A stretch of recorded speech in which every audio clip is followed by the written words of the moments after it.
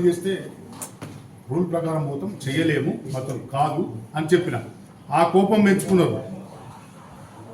పెంచుకొని నా మీద ఈ అప్లికేషన్స్, ఈ రిపోర్ట్స్ ఇవన్నీ ఇస్తారు. నేను కాబట్టి ఇంకోరు వస్తారు. ఇవాళ దీన్ని తీసుకుపోయి అలా కలుపుమన్నారు. మరి అది కూడా నష్టంలో ఉన్నది. దాదాపు 30,000 కోట్లు నష్టంలో ఉన్నది. మరి దాన్ని తీసుకుపోయి కలుపుతారు. ఇక్కడ అడిగిన వాళ్ళే ఈఆర్సీ హియరింగ్లో అక్కడ అడుగుతారు. అక్కడ వాళ్ళే మళ్ళీ ఎస్పీటీసీకి పోతారు.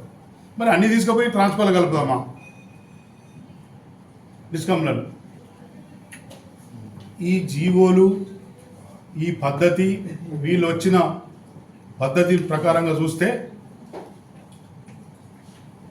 ఈ సంస్థను, ఈ మంచిగా నడిచే సంస్థను కోఆపరేటివ్ సెక్టర్లకే తీసి ప్రైవేట్ పరం చేద్దామనే ఆలోచనలు ఉన్నది. వాళ్ళ కౌంటర్ బియ్యంకర్ సీన్ వేసిన కౌంటర్లో ఆ లాంగ్వేజ్, ఆ కథ, ఆ కార్ఖానా అంతా చూస్తే 100% ప్రైవేట్ పరం చేయబోతుంది. దీన్ని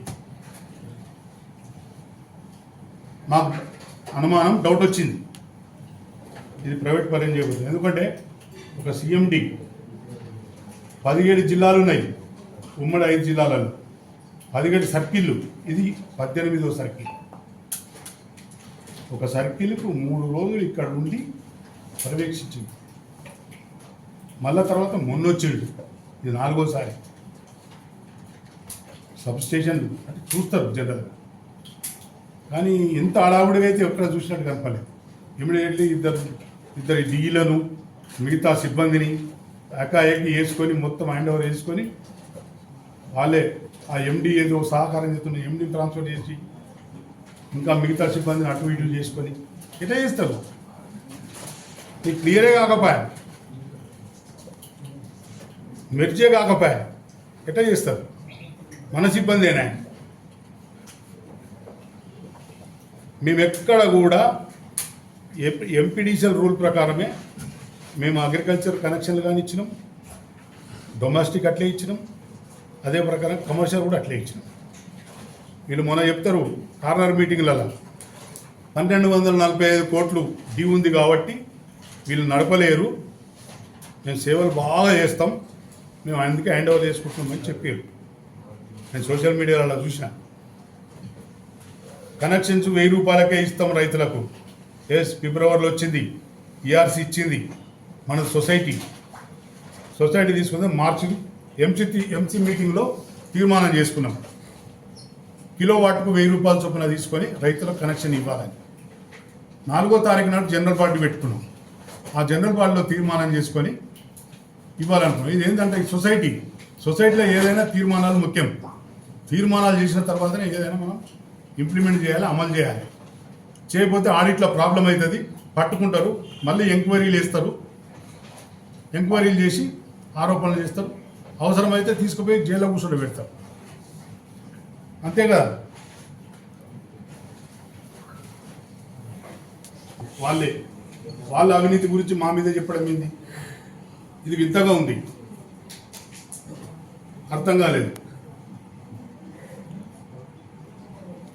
మీకు పగుంటే మా మీద తీర్చుకోండి, మా పాలకవర్గం మీద తీర్చుకోండి. అనవసరంగా సంస్థను, బ్రహ్మాండంగా నడిచే సంస్థ, దాదాపు మంచి అవార్డ్స్ వచ్చినాయి ఢిల్లీ లెవెల్లో గతంలో. ఈ సంవత్సరం కూడా బ్రహ్మాండంగా నడిపి అవార్డు తీసుకోవాలనే ప్లాన్లో పనిచేసినాం. సిబ్బంది కూడా అట్లే పద్ధతిలో పనిచేసారు. మేమేం మార్గదర్శనాలు ఇస్తే దాంతోనే పనిచేసింది. ఆ ఎండి కానీ మిగతా సిబ్బంది ఆ పద్ధతిలో నడుస్తున్నాం. దాని ప్రకారమే 13 కోట్ల నుంచి 22 కోట్లకు వచ్చింది. దీన్ని ఈ సీఎండి గారికి చెప్పొచ్చాను నేను. దీన్ని 26-27 కోట్లకు తీసుకపోతా సార్ డిమాండ్. ఎట్టి బడ్జెట్ దీన్ని కనీసం 20 కోట్లు దాటబడుతుంది నేను కలెక్షన్ ఎవ్రీ మంత్ అని చెప్పడం జరిగింది. సిబ్బంది లేకున్నా ఉన్న సిబ్బందితోనే నడిపించినాం. మరి అట్లా మనకు కనీసం ఒక 50 లక్షల రూపాయలు మిగులుతున్నాయి ఎవ్రీ మంత్. ఎవరెక్కడ కూడా ఏ మండలాల్లో కూడా పద్ధతి ప్రకారమే, రూల్ ప్రకారమే పనిచేసినాం. ఎక్కడ కూడా ఇబ్బంది పెట్టలేదు. ఎవరిని ఇబ్బంది పెడితే ఇవాళ రేపు ఎవరు ఊపుకుండరు. ప్రజలందరూ తెలివి కల్లోళ్ళు కాబట్టి ఎవరు ఊపుకుండరు. వాళ్ళకి ఏ ఇబ్బంది ఉన్నా, ఎప్పుడు సూచనలు ఇచ్చినా, ఎప్పుడు ఫోన్లు చేసినా, ఏ రాత్రి ఫోన్లు చేసినా కూడా ఎత్తినాం, పనులు చేసినాం. లైసెన్స్ రెన్యువల్ చేయకపోవడానికి ఏం కారణాలు చూపించారు? లైసెన్స్ ఇది ఇందాక చెప్పిన కదా, 51 2007 2010ని పూర్తిగా చూపిస్తాను. చూసి 2010లో జరిగింది, 2007-14 జరిగింది, 51 ఎంక్వైరీ జరిగింది. అందులో క్లియర్గా ఉన్నాం. ఆ తర్వాత 51 ఎంక్వైరీని బేస్ చేసుకుంటూ మన పర్సన్ ఇన్ఛార్జ్ అప్పుడు జేసీ గారు ఉంటారు, ఐఏఎస్ ఆఫీసర్, వారు కృష్ణయ్య ఎంక్వైరీకి ఇచ్చింది. టెక్నికల్గా ఇస్తే దాంట్లోనే చెప్తే కదా 3,08,97,350 రూపాయలు వర్క్ ఆర్డర్ క్లోజ్ చేయాలి. ఓన్లీ వర్క్ ఆర్డర్, అవినీతి కాదు. వర్క్ ఆర్డర్ క్లోజ్ చేయాలి. అది 13 మంది ఎంప్లాయీస్ మీద. ఎంప్లాయీస్ పేర్లు కూడా చదువుతా దయచేసి. 13 మంది మీద ఇది ఈ work orders. R Ravinder DE operation, అప్పుడు ఎంపీడీసీ నుంచి మనకు డిప్యూటేషన్లు ఉన్నాడు.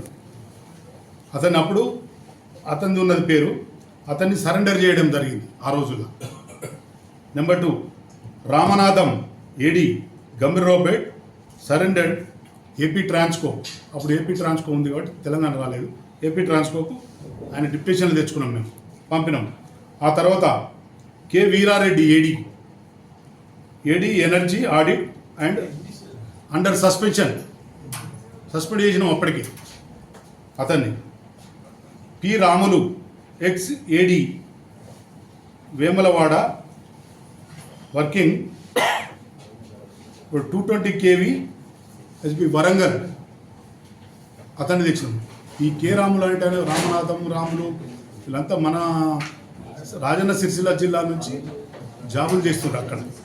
కాబట్టి మన వాళ్ళు మన సిరిసిల్ల దగ్గర బాగా చూసుకుంటారు. డిప్యూటేషన్లో తెచ్చుకున్నారు. ఇట్లా 13 మంది. Venkataramana AE Mustabad surrender AP Transco. అన్నొకటి పొలిటికల్లో ప్రచారం జరుగుతుంది. అట్లాంటిది అయితే మరి ఏం రాలేదు. చిక్కాల రామారావే దీనికి ఇబ్బంది కలిగిస్తుండని అనుకుంటే వాళ్ళ ఇష్టం, ఎవరన్నా పెట్టుకోవచ్చు. నేను అభ్యంతరం, నన్ను అడిగితే సూటిగా అడిగితే నేను రాజీనామా ఇస్తా. నాకు ఇచ్చి నన్ను కూర్చుండబెట్టింది నా మండల్ ప్రజలు నన్ను గెలిపించారు. అన్ని మండలాల పెద్దల అందరినీ గెలిపించారు. నన్ను చైర్మన్ చేసింది గౌరవం మా కేటీఆర్ గారు, వర్కింగ్ ప్రెసిడెంట్. వారు ఏ నిమిషంలో చేయమన్నా చేయడానికి మేము సిద్ధం. మేము అందరం ఇప్పుడు రాజీనామా చేయడానికి సిద్ధంగా ఉన్నాం. వాళ్ళు రినివల్ చేసి యథాప్రకారం ఉంచుతా అంటే వాళ్ళే నామినేటెడ్ ఇచ్చుకొని నడిపించండి, నామినేటెడ్ కమిటీ వేసుకొని నడిపించుకొని, అంతే తప్ప మేము నేనే ఉండాలి మిగతా వాళ్ళు ఎవరో రావాలి అనేది మాకు ఎప్పుడు రాలేదు. మరి అట్లానే నా దృష్టికి అయితే రాలేదు.